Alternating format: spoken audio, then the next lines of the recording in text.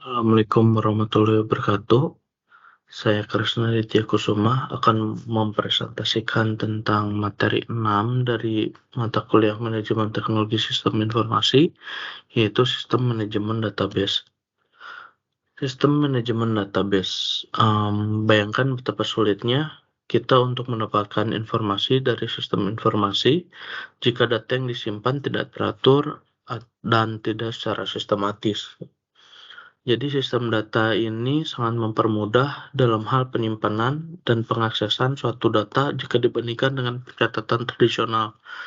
Jadi kita bisa bayangkan kalau di contoh di salah satu departemen keuangan itu masih menggunakan pencatatan secara tradisional atau dengan cara pembukuan, itu sangat sulit jika ingin mengintegrasikan dengan data dari departemen lain gitu. Nah, salah satu perangkat lunak yang menangani semua pengaksesan ke basis data ini adalah DBMS atau Database Management System. Berikut adalah keunggulan dari DBMS. Yang pertama itu pengelolaan data yang terpusat.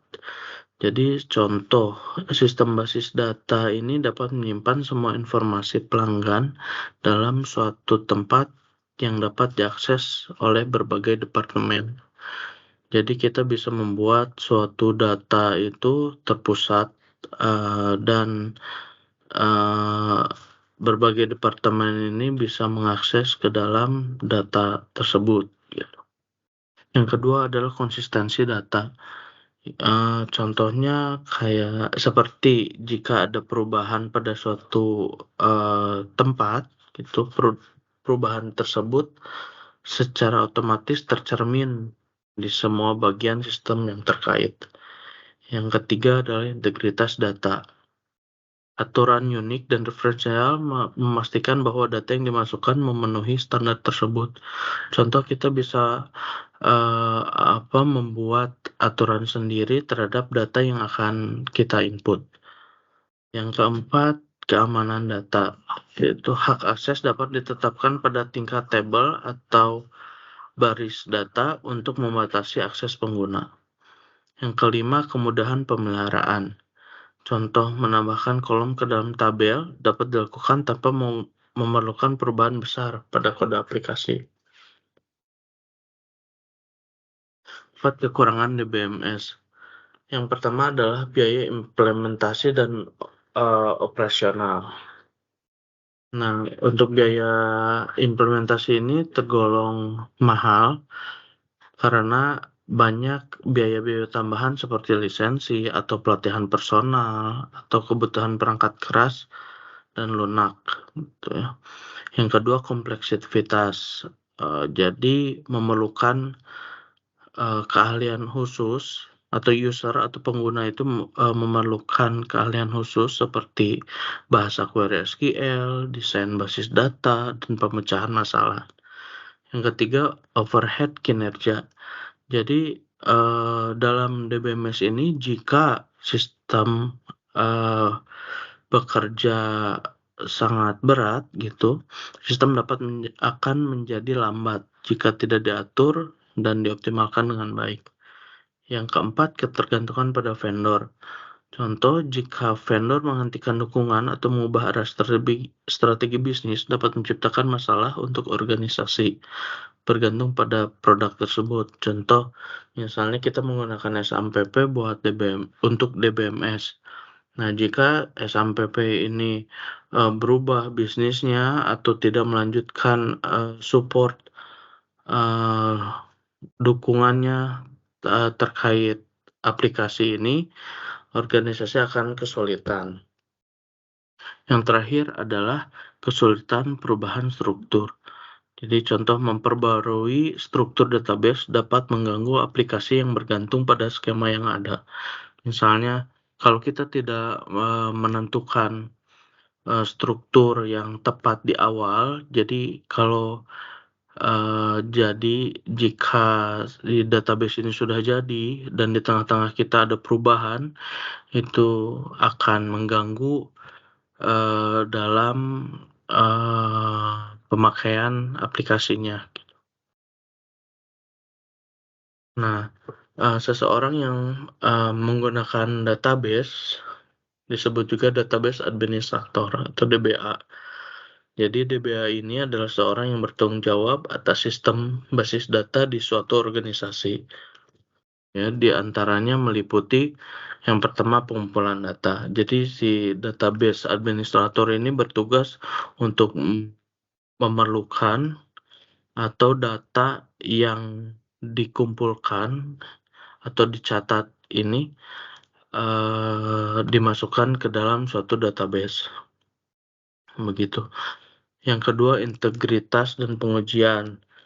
Jadi data tersebut yang sudah dikumpulkan ini harus dilakukan testing untuk meyakinkan konsistensi atau integritas si data itu sendiri. Yang ketiga, penyimpanan. Jadi setelah dikumpulkan, dicek integritasnya, lalu si database administrator ini bertugas untuk menyimpan datanya gitu. Yang keempat, pemeliharaan. Pemeliharaan ini terkait dengan update atau delete atau jika ada data baru yang ditambahkan, data yang perlu diubah atau data yang perlu dihapus agar si source-nya ini tetap terupdate gitu ya. Si storage-nya juga tetap maintain. Yang kelima, keamanan. Jadi database administrator ini bertugas untuk menjaga data dari misalnya kerusakan atau penyalahgunaan begitu. Yang keenam adalah organisasi. Jadi si DBA ini menyusun sedemikian rupa sehingga data ini memang data yang memenuhi kebutuhan dari organisasi tersebut. Yang ketujuh ada pengambilan. Jadi database administrator juga bertanggung jawab untuk menyediakan atau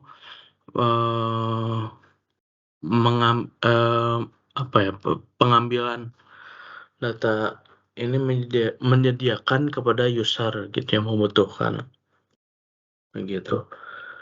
Berikut adalah contoh aplikasi DBMS. Yang pertama adalah SAM PHP MyAdmin. Yang kedua adalah Microsoft Access. Sebetulnya banyak aplikasi lain yang berfungsi sebagai DBMS. Itu jadi tergantung pemilihan atau preference dari usernya ingin memakai aplikasi apa. Tergantung ada yang berbayar, ada yang gratis, tergantung kebutuhan juga.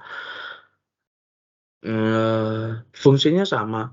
Jadi di PHP MyAdmin itu ya sama, kita bisa membuat database, kita bisa menginput database, untuk query juga bisa, untuk recording, terus dia bisa integrasi dengan aplikasi bahasa pemrograman lain gitu. Sama seperti Microsoft Access. Jadi secara fungsi ini sama.